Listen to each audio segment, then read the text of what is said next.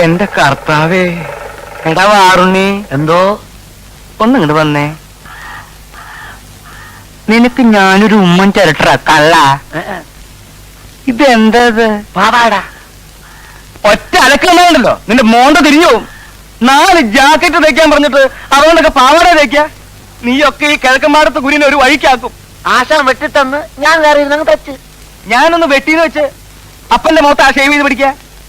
മോന്റെ വീട്ടിലൊക്കെ അങ്ങനെ ആവും അല്ലേ? എന്താ രാവിലെ ഒരു വഴക്ക്? ഇവിടെ ഒരു വഴക്കുമില്ല, ഞങ്ങൾ തമ്മിൽ സ്നേഹത്തിലാ. അവിടെ നിൽക്കണോ നായരെ? കാശുണ്ടോ കയ്യില്? ഇറങ്ങിക്കോളൂ. നായരല്ലെങ്കിലും പ്രധാനമായിട്ട് പറഞ്ഞ തന്നോടാ.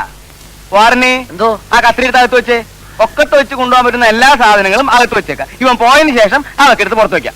കാര്യത്തിലോട്ട് കയറുന്നതിന് മുമ്പേ തനിക്ക് എന്തിനു ഒരു ഇളവക്കം? തനിക്കൊരു പുത്ത ആർഡറുമായിട്ടാണ് മുതലാളി വന്നിരിക്കുന്നത്, അറിയാം. താനൊരു കോപ്പും കൊണ്ടുവരണ്ട. മുമ്പ് ചെയ്തതിന്റെ കാശ് തരാതെ ചക്കാത്തിന് ചിരക്കാൻ എന്നെ കിട്ടില്ല.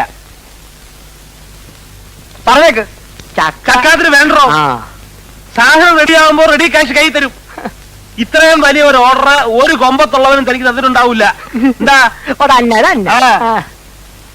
എടോ നായരെ, ഇടപാടിൽ കൃത്യശില്ലാത്തവരോടെ അടിക്കൊരു വെട്ട്, നടുക്കൊരു കൊട്ട്, തലക്കൊരു ചവിട്ട്. അതാ എന്റെ ലൈ. താനിങ്ങനെ കഥ അറിയാണ്ട് തുള്ളിയാൽ എങ്ങനെയാ? എടോ, എന്റെ പുതിയ ബാലയിലെ നായിക ആരാണെന്ന് അറിയാവോ? ആരായാലും എനിക്കെന്താ, ഞാൻ കെട്ടാൻ പോണോ? കെട്ടിയില്ലേലും കെട്ടാൻ പോണത് ആരാന്നുള്ള കഥയെങ്കിലും താൻ അറിഞ്ഞിരിക്കണ്ടോ മാപ്പളെ. ഒരു രാജകുമാരനല്ലേ അവളെ കെട്ടാൻ പോണത്. ഇതേ താൻ ഞെട്ടരുത്. കോടീശ്വരനായ സുരേഷ് മേനോന്റെ സ്വന്തം കാമുകയാണ് ഇനി മുതൽ എന്റെ ബാലയിലെ പുതിയ നായിക. അയാളാണ് ഇനി ബാലയ്ക്ക് വേണ്ടി പണം മുടക്കാൻ പോകുന്നത്. ഞെട്ടിയല്ലേ? എന്റെ രപ്പി വിശ്വാസം വരണില്ലേ? എന്റെ മുടിപ്പര അമ്മച്ചിയാണ് താനീ കേട്ട എല്ലാം സത്യമാണ്. സുരേഷ് മേനോൻ കെട്ടാൻ പോണ് രോഹിണി നായിക ബാലെ ടിക്കിരി മുട്ടം. വിശ്വാസമില്ലേ? താൻ ഒരു കാര്യം ചെയ്യും, പുതിയ ബാലയ്ക്കുള്ള കോസ്റ്റ്യൂംസ് കംപ്ലീറ്റ് തയ്ച്ചിട്ട് ബില്ല് രോഹിണിയുടെ പേരില് അയാളുടെ ഓഫീസിലേക്ക് അയച്ചു.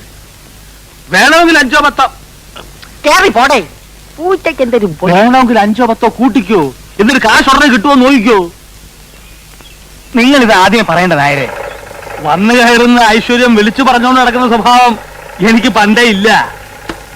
എന്തൊക്കെയാ വേണ്ടേന്ന് വെച്ചാ നമുക്ക് ലിസ്റ്റ് എടുക്കാം. മനുഷ്യൻ നന്നാവണത് കണ്ടുകൂടാത്ത ഒരു അയലത്തുള്ളവന്മാര്.